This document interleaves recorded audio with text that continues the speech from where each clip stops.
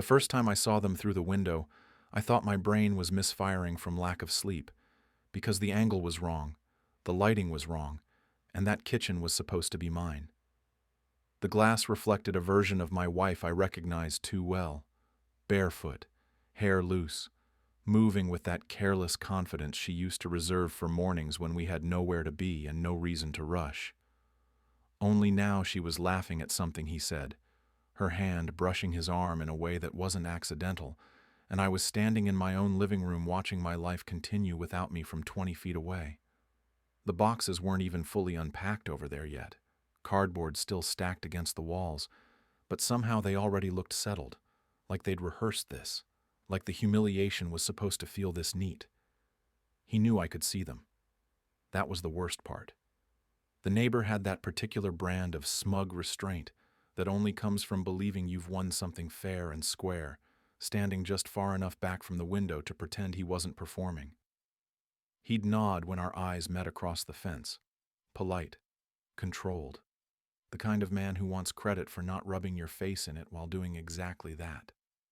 My wife didn't look over at all, which hurt more than if she had, because it meant she didn't need to check whether I was watching anymore. That night, when the house felt too quiet, and every surface still smelled faintly like her shampoo, there was a knock at my door.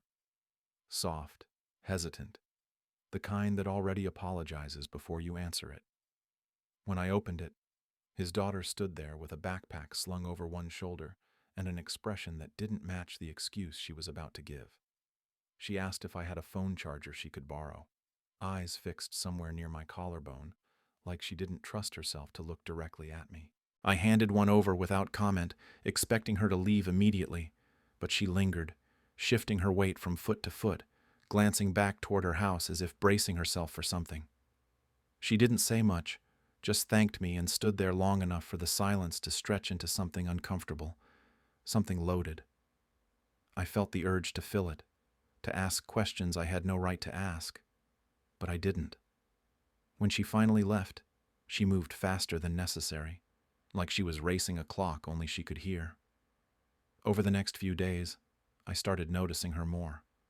Another knock for a tool her father supposedly needed. Another pause on my porch that lasted longer than the reason justified. She always seemed calmer inside my house, shoulders dropping, voice loosening, the tension draining out of her in a way that made my stomach tighten with concern. Whatever was happening next door wasn't new, and it wasn't about the sex I knew my wife was having in that kitchen now. It felt older than that, heavier, like a long habit of being overlooked. Meanwhile, my wife moved through her new role with a confidence that was almost magnetic, and I hated myself for still feeling it. There was a charged moment one afternoon when we crossed paths at the mailbox, her eyes lingering on me just long enough to remind me she still knew exactly how to undo me. The air between us felt electric and dangerous, thick with all the things we weren't saying, with the memory of bodies that had once fit together easily. She smiled like she knew I felt it too, like she was daring me to acknowledge that the attraction hadn't died just because the trust had. I went back inside and closed the door before the tension could turn into something I'd regret. Whatever was unfolding next door, whatever that girl was quietly trying to escape from, I wasn't about to become another complication in a situation already primed to explode. I just didn't realize yet that this was only the beginning, and that staying neutral was about to become impossible. It took a week before I stopped pretending the visits were coincidences, and another few days before I admitted to myself that I was starting to anticipate the knock, not because I wanted company, but because the house felt different after she left, like the air shifted back into place once someone had acknowledged that I still existed. She always arrived with a reason that sounded reasonable enough, a question about the Wi-Fi password she claimed wasn't working next door, a request to borrow a book she'd seen on my shelf months earlier, a complaint about a charger that mysteriously never seemed to fit any outlet in her own room. Each excuse dissolved the moment she crossed the threshold, her posture loosening, her breathing evening out, her voice gaining a steadiness it never had on the porch.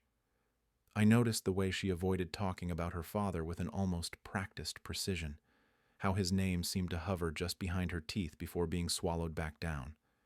When she spoke, She spoke around him, referencing schedules, rules, expectations, never the person enforcing them, as if acknowledging him directly might summon something she didn't want to deal with. She talked about school, about teachers who noticed when she was tired, about friends who didn't ask too many questions, and every so often she'd fall silent in the middle of a sentence, eyes drifting toward the window facing her house like she'd suddenly remembered where she was supposed to be. Inside my walls, she exhaled. It was subtle, but it was there. That moment when she'd sink into the couch or sit at the kitchen table and let herself exist without performing. I kept my distance deliberately, staying on the opposite side of the room, making sure doors stayed open, making sure nothing about the situation could ever be misread. I wasn't blind to how dangerous the optics already were, especially with my wife so close, especially with the story she'd already rewritten to justify the sex that had pushed me out of my own marriage. That sex haunted me in quiet, inconvenient ways. I'd catch glimpses of her next door through half-drawn curtains, moving through rooms that still felt like extensions of my own body, and the attraction would hit me sharp and unwanted, a reminder that desire doesn't disappear just because trust does. The worst moments were the accidental ones, brushing past her on the sidewalk, the brief pause where our bodies remembered each other before our minds caught up, the tension snapping back into place like a stretched wire. She seemed aware of it too, her gaze lingering just long enough to suggest she enjoyed knowing she could still pull that reaction from me. Meanwhile, the pattern with the girl solidified. She came over more often on nights when the lights were on late next door, when voices carried through open windows in clipped, controlled tones that pretended not to be arguments. She stayed longer when the house across the fence felt volatile, when the rules tightened without explanation, when affection seemed to be offered and withdrawn like a bargaining chip. None of it was dramatic, none of it illegal or obvious, just a steady erosion of safety that adults like to dismiss as discipline or stress. I listened more than I spoke, nodding, asking neutral questions, offering space instead of solutions. The more comfortable she became, the clearer it was that this had very little to do with my wife moving in, and everything to do with years of being expected to adapt without ever being asked how. She wasn't running toward me as much as she was easing away from something that had never felt stable. One evening, as she gathered her things to leave, she hesitated by the door and asked, almost casually, if it was okay that she came by so much. There was a flicker of vulnerability there that made my chest tighten, and I told her the truth, that as long as she felt comfortable and everything stayed above board, my door was open. She nodded, relief softening her features, and for the first time I understood that this wasn't a phase or a whim, but a quiet decision she was making over and over again. When the door closed behind her, I stood there longer than necessary, aware that whatever was unfolding had a gravity of its own, and that ignoring it wouldn't make it disappear. Something was wrong next door, something that had nothing to do with betrayal or sex or the collapse of my marriage, and I was already closer to the center of it than I'd ever intended to be. I started setting rules the moment I realized how easily this could be twisted into something ugly, not because I felt temptation toward her, but because I understood how fast perception could turn intention into accusation. I made sure visits happened in common spaces, doors open, lights on, nothing hidden or intimate, and I said it out loud once, calmly, that if she ever felt uncomfortable or unsure, she should leave immediately, no explanations required. She nodded like she appreciated the clarity, like structure itself was a relief, and for the first time I saw how starved she was for boundaries that didn't come wrapped in threat. The strange thing was how much discipline it took to maintain distance from everyone else, not from her. The real test came from my wife, from the way she still occupied space in my head and body despite everything she'd done. There were moments when she'd show up unexpectedly, leaning against my doorframe under the pretense of grabbing mail or asking about a bill, her presence thick with familiarity and unresolved heat. She'd stand too close, voice low, eyes searching my face as if she expected to find something unfinished there, and I hated that part of me still responded, that the memory of sex with her could still tighten my chest and blur my judgment if I wasn't careful. That was the line I refused to cross, no matter how much she tested it. I kept conversations short, neutral, refusing to be pulled back into the orbit of a woman who had already chosen someone else's bed over our shared life. She seemed frustrated by that restraint, almost insulted by my refusal to play whatever game she thought we were still in, and I suspected that seeing me as stable, controlled, and unavailable bothered her more than anger ever could. With the girl, the conversations deepened, but only in fragments, never a single dramatic confession, just small truths dropped like pebbles into still water. She talked about rules that changed without warning, about affection that felt conditional, about the way praise could flip into criticism depending on her father's mood. She described a house where silence was safer than honesty, where anticipating reactions mattered more than expressing needs, and the longer she spoke, the clearer it became that she'd learned to manage adults instead of being cared for by them. I listened, careful not to lead her, careful not to frame her experience for her, and I reminded myself constantly that my role wasn't to replace anyone or to rescue her from her life. It was simply to be consistent, to show up the same way every time, predictable and calm, without expectation or leverage. That steadiness seemed to matter more than anything I could have said. There were moments, brief and unsettling, when I caught my wife watching through the window as the girl laughed at something trivial, and I felt a ripple of tension that had nothing to do with attraction and everything to do with threat. My wife's eyes sharpened, her posture stiffening, as if she sensed control slipping somewhere she hadn't thought to guard. I knew then that this situation was already being misinterpreted, already being framed as competition, and that my careful lines would soon be tested by forces that had nothing to do with my intentions. One evening, as the girl prepared to leave, she paused and thanked me for not asking questions she wasn't ready to answer. The gratitude in her voice was quiet but heavy, and it settled something in me I hadn't realized was unsettled. Whatever happened next, whatever accusations or misunderstandings came my way, I wasn't going to become another adult who blurred lines for their own comfort. I could already feel the pressure building around us, the sense that this fragile balance wouldn't last much longer, but I was determined that when it broke, it wouldn't be because I failed to hold the line. It started with questions that pretended to be casual, the kind you ask when you already think you know the answer and want to see if someone will lie to your face. She caught me by the mailbox one evening, leaning against the metal like she owned the moment, her eyes tracking the street before settling on me with a smile that felt practiced.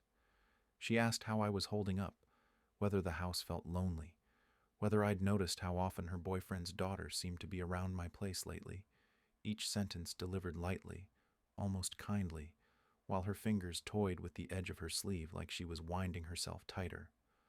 I told her the truth in the plainest way possible, that the girl stopped by sometimes, that she borrowed things, that there was nothing unusual about it.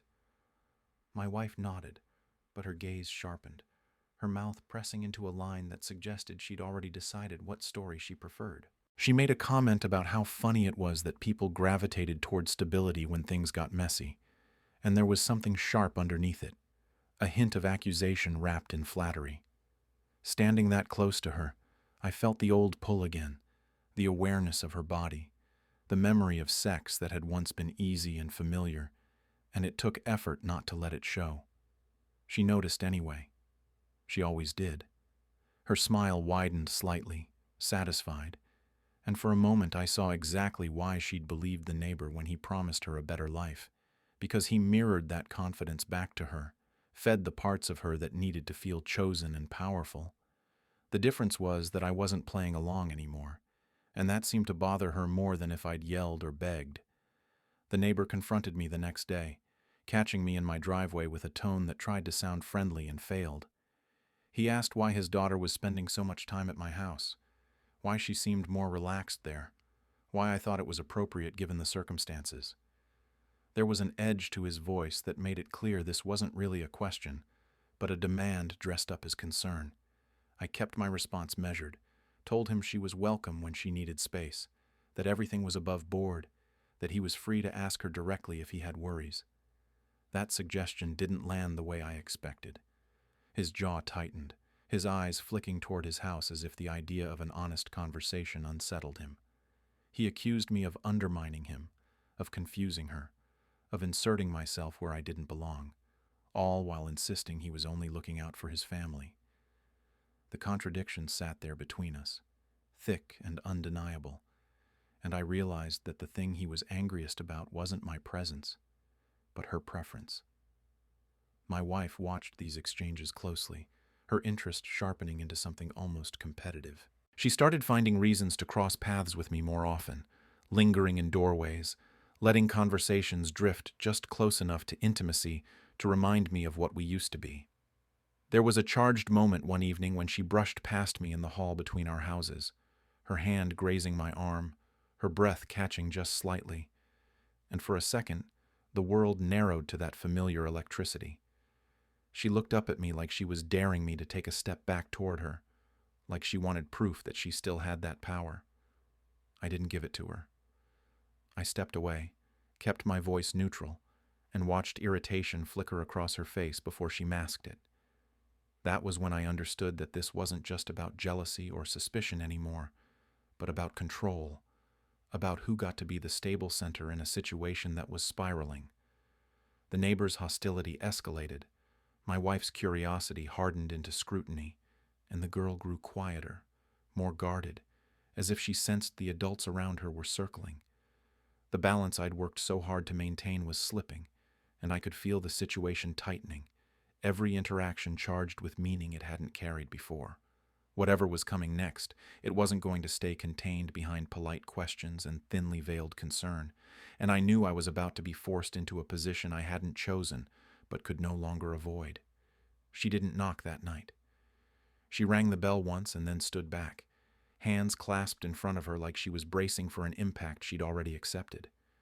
When I opened the door, I knew something had shifted before she said a word, because the careful neutrality she usually wore had cracked, and whatever she was holding inside her was heavy enough to bend her posture.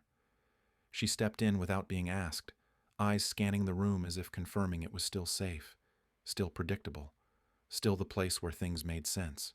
We sat at opposite ends of the table, the distance deliberate, the silence thick and vibrating.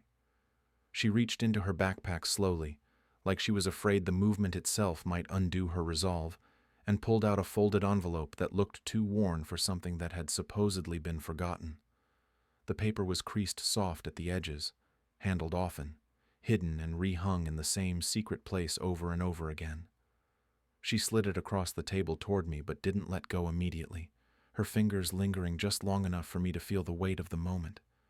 She told me she'd found it years ago, tucked into a book that hadn't been touched since her mother died, a book her father insisted was worthless clutter and had ordered her to throw out. She didn't. She never did when it came to things that belonged to the woman who'd once been the emotional center of that house. She said she'd tried to forget what the letter said, tried to convince herself she was misreading it, but every time things got worse next door, every time the rules tightened and affection was rationed, the words came back sharper, louder. When I opened it, I felt like I was crossing a line I hadn't known existed, but it was already too late to step back. The handwriting was unmistakably feminine, careful and deliberate, each sentence shaped with intention rather than haste. Her mother wrote about watching her husband change, about the way control had replaced warmth, about the fear that her daughter would grow up thinking love was something you earned by being quiet and agreeable. She wrote about me, not as a hero or a savior, but as a constant, a man she trusted because I listened, because I didn't raise my voice, because I treated people like they mattered even when no one was watching. The words that made my breath catch were the ones that followed, the ones that reframed every accidental knock and borrowed charger into something painfully intentional. She told her daughter that if she ever felt unsafe or unheard, if the house stopped feeling like home, she should come to me, because she knew I would protect her dignity even if I couldn't fix her situation. She told her that some adults confuse authority with love, and that it was okay to walk away from that. I looked up then, and the girl was watching me with an intensity that felt almost unbearable, like she was waiting to see if the letter would change how I saw her, or worse, confirm her fears. I told her the truth, that her mother had been right to trust her instincts, that the letter didn't obligate either of us to anything, but that I understood why she'd come here. why she kept choosing this space over the one she was supposed to call home. She exhaled, a long, shaky breath that seemed to carry years of tension out with it, and for a moment the room felt impossibly intimate, not in a sexual way, but in the rawness of shared truth. Outside, I knew my wife was next door, probably moving through rooms that still remembered her body, still echoed with sex that had replaced our marriage like a cruel experiment. The contrast between that and the quiet gravity of the moment in front of me felt almost surreal. We didn't touch. We didn't need to. The letter sat between us like a fragile bridge, and I realized then that nothing about this had been random, that the pattern I'd noticed was a plan seeded long before betrayal or affairs ever entered the picture. Whatever came next, whatever accusations or consequences followed, the truth had already shifted the ground beneath us. When she finally stood to leave, she looked lighter and heavier all at once, like she'd set something down and picked up something else just as daunting.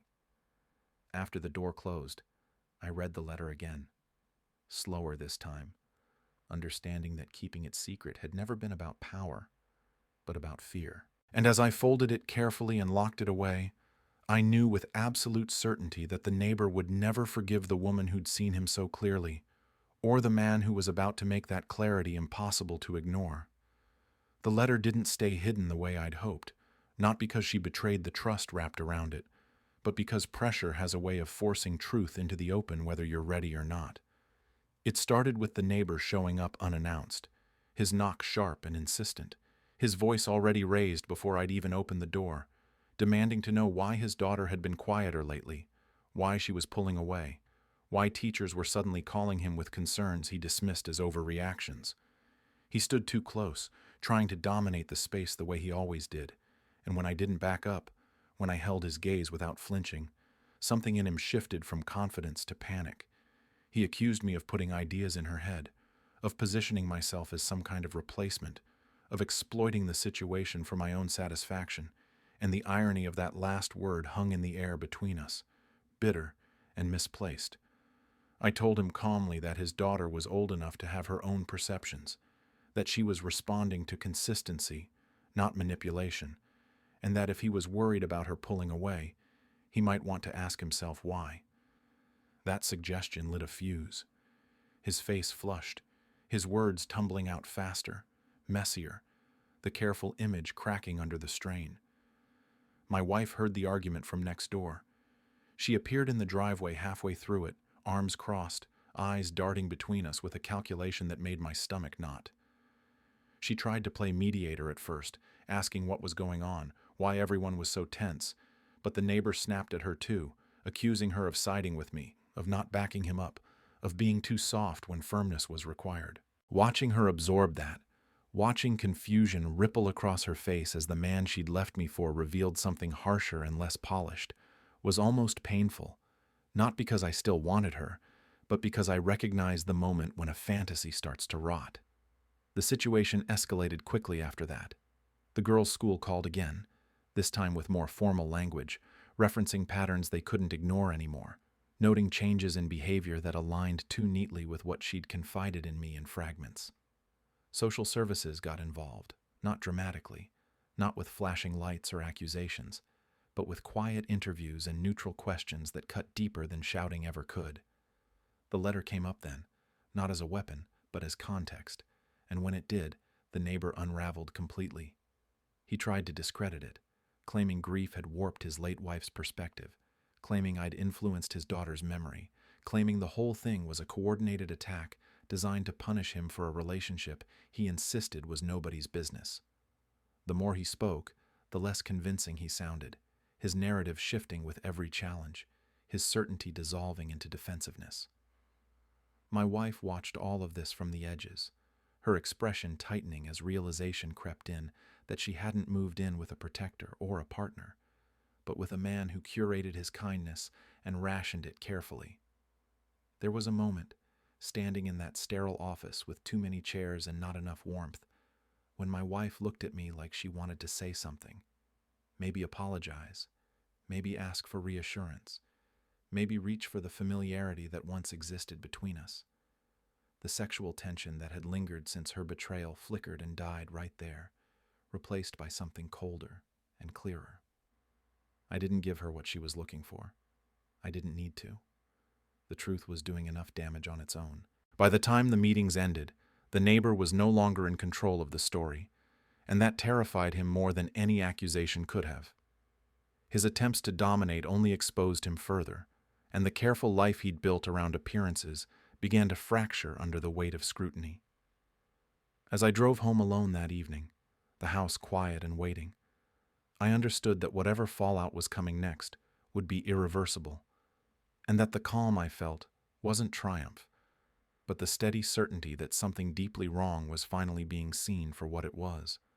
The decision didn't come with drama or raised voices, no slammed doors or courtroom theatrics, just a quiet meeting room with bad coffee and too many pamphlets about transitional arrangements. She sat beside me with her hands folded in her lap, shoulders tight but steady, answering questions with a calm that felt practiced, like she'd been rehearsing this moment in her head for years. When they asked where she felt safest staying for now, she didn't look at her father, didn't look at my wife, didn't hesitate long enough for anyone to call it uncertainty. She said my name plainly, without apology, and something in the room shifted, an unspoken acknowledgement that this wasn't rebellion or manipulation, but exhaustion choosing rest. My wife's reaction was almost harder to watch than the neighbor's. He went rigid, jaw clenched, eyes hard with disbelief and rage he barely contained, but she looked hollowed out, like the ground had dropped an inch beneath her feet, and she hadn't adjusted yet. She kept glancing between the girl and me, searching for some sign she could reinterpret, some angle that made this choice about punishment rather than protection. I saw it then, the realization creeping in that she hadn't just lost me. She hadn't gained anything solid in return. The sex that had felt thrilling and defiant at first had calcified into something transactional, stripped of warmth the moment it stopped being secret. There was a charged moment in the hallway afterward when she pulled me aside, her voice low, urgent, asking how this had happened, what I'd done to influence things. She stood too close, close enough for that old tension to spark reflexively, the memory of her body and the way we used to fit flaring uninvited. For a split second I felt it, that familiar pull, the part of me that remembered sex as comfort instead of consequence, but it passed quickly, burned out by the reality in front of us. I told her the truth, that I hadn't convinced anyone of anything, that her choices had set this in motion long before the affair ever turned physical. She looked like she wanted to argue, to seduce, to rewrite history all at once, but none of it landed. The girl stood a few feet away, waiting patiently, trusting me to finish the conversation without spectacle, and that trust mattered more than whatever power my wife thought she still had over me. When I turned away from her, the silence that followed felt definitive, like a door closing not in anger, but in acceptance. At home, the transition was awkward and careful, not a rescue fantasy, but a practical rearrangement of space and routine. We talked about expectations, about privacy, about how temporary didn't mean unstable, and she listened closely, nodding, asking thoughtful questions that revealed how little she'd been allowed to ask before. I made sure everyone involved knew where she was, why she was there, and under what conditions, because secrecy was the thing that had poisoned every other relationship in this story. That night, as the house settled into a new rhythm, I heard my wife's laughter next door, a little too loud, a little too forced, and I wondered if she was trying to convince herself as much as anyone else that she'd chosen correctly. The sexual tension that once hummed between us felt distant now, replaced by something quieter and heavier, the understanding that desire without respect eventually turns hollow. Before bed, the girl thanked me again, not effusively, just a soft acknowledgement that carried more weight than she probably realized. I told her we'd take things one day at a time, that this wasn't about sides or victories, but about giving her room to breathe. As I turned off the lights, I felt the shape of my life settling into something unfamiliar but steady, and for the first time since everything had fallen apart, I wasn't bracing for the next blow. I was simply present, aware that being chosen wasn't about conquest, but about consistency finally being recognized. The truth surfaced the way it always does, not with a single dramatic reveal, but through small fractures that widened until the whole structure collapsed under its own weight. It began with a conversation my wife didn't intend for me to hear, her voice drifting through the thin evening air as she stood on her back patio, phone pressed to her ear, laughter forced and brittle. She was talking to a friend, recounting the early days of the affair with details she thought were flattering, describing how he'd noticed her loneliness before I had, how he'd positioned himself as the attentive alternative. What she didn't realize was that in trying to justify herself, she was outlining a pattern that sounded disturbingly deliberate. Later, when she confronted me, it wasn't with anger, but confusion, her confidence finally cracking. She asked if I'd ever felt like he encouraged distance between us, if I remembered the offhand comments he'd made about my work schedule, my patience, my supposed indifference. As she spoke, the realization dawned slowly and painfully that the intimacy she thought she'd discovered organically had been cultivated, nudged along by someone who understood exactly where to apply pressure. The sex she'd framed as liberating suddenly looked transactional, less about desire and more about validation, a mirror held up to her insecurities until she stepped into it willingly. The evidence stacked up quickly after that. Text messages surfaced, not incriminating in isolation, but damning in pattern. His habit of confiding in her about his frustrations at home while subtly questioning mine. His talent for positioning himself as the only man who truly understood her. She saw then that he'd been playing both sides for years, stoking dissatisfaction quietly, waiting for the right moment to act. The affair wasn't a spontaneous collapse of boundaries, but the final move in a long, careful game. Watching her process that was surreal. The sexual tension that had once pulsed between us flared briefly as she stood in my doorway one night, eyes wet, voice low, reaching instinctively for the familiarity of my body as if it could anchor her. For a heartbeat, the memory of our sex, the way we used to find each other easily in the dark, hovered between us, tempting and dangerous. But the moment passed. I saw clearly then that whatever desire lingered was rooted in nostalgia, not possibility, and that crossing that line would only serve to blur truths that needed to stay sharp. She withdrew after that, moving through the house next door like someone inhabiting a set after the cameras have stopped rolling. The neighbor reacted differently, lashing out as his control eroded, accusing everyone else of manipulation while scrambling to maintain his image. Teachers, counselors, even mutual friends began to connect dots they'd previously ignored, noticing how often his version of events shifted depending on his audience. The more he tried to assert authority, the more isolated he became. The girl watched all of this with a quiet clarity that unsettled me. She didn't gloat or celebrate, just observed, absorbing the confirmation that her instincts had been right all along. We talked one evening about how adults sometimes confuse strategy with strength, and she nodded like it explained years of confusion in one simple sentence. There was relief in her, but also grief, the kind that comes from finally letting go of the hope that someone will become who you need them to be. By the time my wife admitted out loud that the relationship she'd sacrificed everything for was built on manipulation, not love, there was nothing left to salvage. The affair lost its power once it was stripped of illusion, and the sex that had felt transgressive and alive became just another reminder of how easily trust can be weaponized. As I watched the neighbor's carefully constructed world unravel, I understood that this truth, once seen, couldn't be unseen, and that the real damage wasn't the betrayal itself, but the years of quiet control that had preceded it. In that clarity, something settled. Not satisfaction, not revenge, but the calm certainty that the narrative had finally shifted away from performance and into reality, and that from here on out, there would be no more pretending about who had been pulling the strings all along. Once the illusion broke, it didn't fall apart slowly.